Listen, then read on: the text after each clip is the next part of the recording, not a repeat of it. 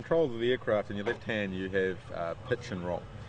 So this handle, if you want to pitch forward, you move the handle forward.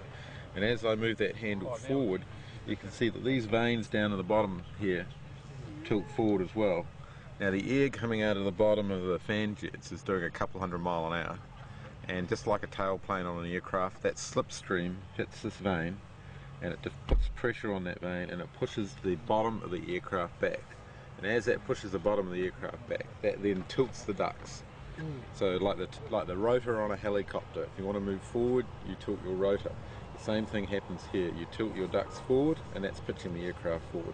And of course the opposite to pitch back. So pulling back, the vanes go back, and that tilts the ducts back a few degrees, and that allows you to fly backwards, although that feels rather unusual flying backwards. The second set of vanes down on the bottom here are your roll vanes, and they work in the same way but in the other axes. And as the air is coming down from the ducts, you can deflect that air, and that gives you roll control, and both of those are locked together. So that's the two of your primary controls, pitch and roll. The third axis is yaw, and the yaw vanes are actually up here, and they're linked together and go in opposite directions like a set of ailerons on a fixed wing aircraft. And this is your yaw control here. As I'm pushing forward on this one, you can see that these vanes are going backwards, and that's deflecting some air backwards, and that's pushing this duct forward. And on the other side, the vane is going forwards. As I push this forwards, the vane goes forwards. So if you think of your shoulders, as you push forward with that, this shoulder comes forward and this shoulder goes back. So there's your control, and of course the opposite in the other direction. You pull back on here, this shoulder goes back, this shoulder goes forward. So that's yaw, pitch and roll. Now the fourth control, of course, is going up, and that's the throttle. This is a thrust-driven device.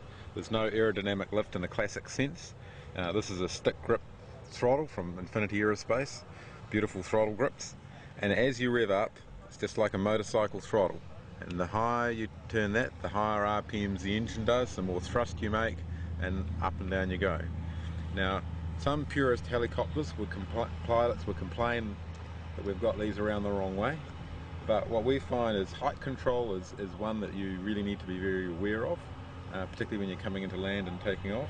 And your right hand for most people is the most sensitive. So we've swapped it around a little bit over the traditional controls. So those are your four flight controls: thrust, pitch, roll and yaw. And then of course we've got a flight display which gives you quite a sensitive headings and attitude. We found that the traditional ball wasn't sufficiently sensitive for us, because when you're actually in the aircraft and flying, you can't see it. In a normal fixed wing plane you've got a bit of cockpit to give you some horizon. In this aircraft there is no horizon, you can't see any of the aircraft behind you. So you need a nice display, particularly when you're learning. The guys now got to the point where they barely look at it, and that tells you, where you are in pitch, where you are in roll, and also where you are in yaw. And then of course the second display down the bottom is your engine monitoring. It tells you what your engine's doing, all that classic stuff for engine monitoring. So that's simple as that.